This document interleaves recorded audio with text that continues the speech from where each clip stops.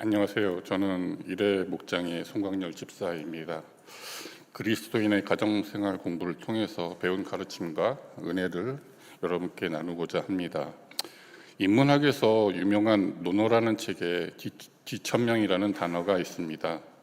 일정한 나이가 되면 자신에게 주어진 하늘의 명을 알게 된다는 뜻입니다. 저도 이 단어를 들으며 부족한 나에게 주어진 하나님의 명령은 무엇일까?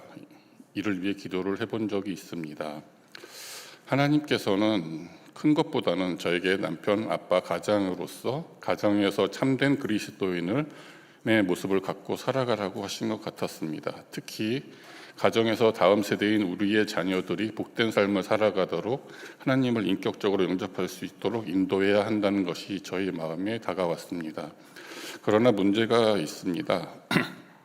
가정 관련 교재나 세미나 성경 공부 등을 통해서 모범적인 그리스도인의 가정을 어떻게 가꾸어야 하는 것인지 배운 내용들은 참 많은 것 같았는데 실제로 적용하고자 하니 모르는 부분이 많았고 구체적으로 무엇을 어떻게 해야 하는 것인지도 모른다는 것을 알게 되었습니다. 그러한 갈증이 있던 가운데 교회에서 개설한 그리스도인의 가정생활이라는 커리큘럼은 저한테는 매력적인 선택이 되었습니다. 10주 동안 성경의 가르침, 나눔 및 배움을 통해 알게 된 사실은 가정에서 그리스도인이 명심해야 할 몇몇 단어들이 있었습니다. 그중 일부의 단어를 나누고자 합니다. 우선 첫 번째 단어는 하나됨이라는 단어입니다.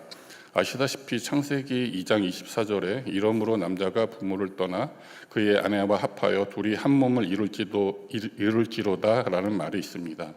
이 구절의 뒷부분에 둘이 한 몸을 이룰지로다 라는 말을 삶에 적용하면서 남자와 아내가 결혼하는 것이 이 말의 전부라고 생각했습니다. 그러나 배움이 계속될수록 단순히 결혼하는 것만이 아니라 부부는 가정에서 일어나는 모든 일에 대해서 일치된 의견과 행동이 있어야만 한 몸을 이룰 수 있다는 것이고 가정을 평안하게 한다는 사실을 알게 되었습니다. 이러한 깨달음을 현재의 자녀 양육에 적용하여 보았습니다. 피부 질환으로 인한 음식 조절, 스마트폰 이용 시간의 제한, 학업 문제 등 생각보다 많은 부분이 있어서 하나됨이 아닌 전적인 맡김 또는 무관심으로 일관하고 있었고 이러한 것들로 아이들을 양육하고 있음을 알게 되었습니다. 이러한 상황은 자녀들을 훈육하면서 아이들을 혼란스럽게 하거나 종래에는 힘센 사람의 규칙을 따르게 하는 상황이 되기도 하였습니다. 또 다른 단어들은 인정과 따뜻함이었습니다. 인정이란 부부간에도 일치하지 않는 점이 있다거나 일치할 수 없다는 사실을 인정하는 것입니다. 자녀의 생각과 내 생각이 일치하지 않는다는 사실도 인정하는 것이었습니다. 그러한 사실들을 인정하지 않고 나의 주장만 옳다고 강요하거나 번복하는 것은 부부싸움을 발생시키기도 하고 자녀들을 반항하는 자녀들로 키우게 되고 있었습니다. 이것은 특히 은혜로운 가정 예배를 드림에 있어서 큰 독이 됨을 알게 되었습니다.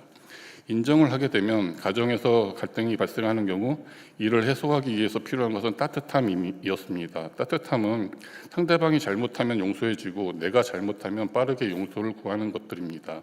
또한 내가 옳아도 상대방의 잘못을 지적하기보다는 따뜻한 말로 권면을 하는 것입니다. 아이들에게 양육 규칙들을 지키지 않는다고 잔소리하거나 협박하기보다는 왜 이것을 지켜야 하는지 따뜻하게 설명해야 하는 것입니다. 이러한 배움에 있어 중요한 사실이 하나 있었습니다. 방송, 책, 영상 매체 등에서 배운 지식 등은 이러한 인정과 따뜻함을 만들어주지 않는다는 것입니다. 오직 하나님의 은혜만이 이러한 인정과 따뜻함을 허락하신다는 사실을 고백하고 이에 순종해야만 상대방을 인정하고 내가 용서하게 하거나 용서를 구할 수 있는 따뜻한 마음을 주신다는 것입니다. 공부 과정이 종료되었지만 그동안 이러한 원칙들을 삶에서 적용하기 위해서는 많은 장애물이 있고 이를 넘어가기 위해서는 큰 노력이 필요함을 알았습니다. 무엇보다 하나님의 은혜가 필요하고 하나님의 은혜만이 우리의 가정을 모범적인 그리스도인의 가정으로 변화시켜 준다는 사실을 고백하기 위해서라도 기도를 많이 해야 할 것 같습니다. 마지막으로 그리스도인의 가정생활은 부부가 함께 수강하거나 특히 어린 아이들을 키우는 부부들이 수강하는 것을 권해드립니다.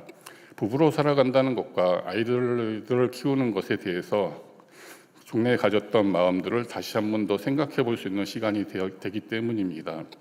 이러한 원칙들을 배울 수 있는 그리스도인의 가정생활을 수강하기를 한 번 더 권면하며 이 글을 마칩니다. 감사합니다.